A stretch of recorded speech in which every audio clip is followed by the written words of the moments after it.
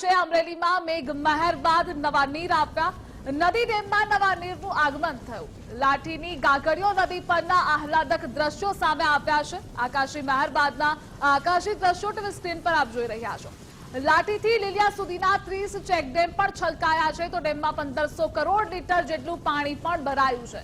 વરસાદે વિરામ લીધો છે, ત્યારબાદના આકાશી દ્રશ્યો સામે આવ્યા છે. મેઘ મહેરના આહલાદક નજારો સામે આવ્યો છે. વરસાદના કારણે નદી નાળાઓ બે કાંઠે વહેતા થયા છે.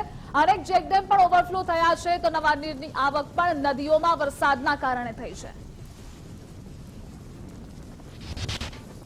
અમરેલી જિલ્લાના લાઠી લીલિયા તાલુકામાં રાજ્ય સરકાર અને ધોળકિયા ફાઉન્ડેશનના સંયુક્ત પ્રયાસથી ગાગડીયો નદીના 54 કિલોમીટરની લંબાઈના પટને ઊંડું ઉતારવું અને ચેકડેમોની હારમાળા દ્વારા જળસંચયનું ખૂબ ઉત્તમ કામ થઈ રહ્યું છે.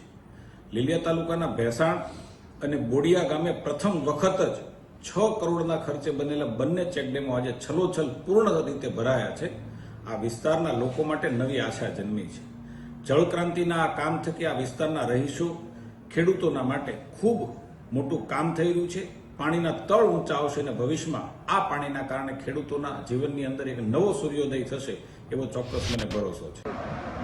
આજે 70 વર્ષમાં પહેલી વાર કદાચ આ બોડિયા ગામમાં ડેમ બન્યો છે અને અત્યારે પાણી સલકીને જાય છે. આ સરકારની અને તંત્રની ઈચ્છા શક્તિથી આ પહેલી વાર 70 વર્ષમાં કામ થયું છે અને અમને આનંદ છે કે સરકાર આમાં પોઝિટિવ છે. આખા ગુજરાતને અને આખા ભારતને આ મોડેલ કામ લાગશે. સૌરાષ્ટ્રમાં તો આ મોડેલ તમે લાગુ કરશો, આખું ઇન્ડિયા આને ફોલો કરશે અને બહુ ઓછા પૈસામાં આખા ભારતનો પાણીનો પ્રશ્ન આપણે સોલ્વ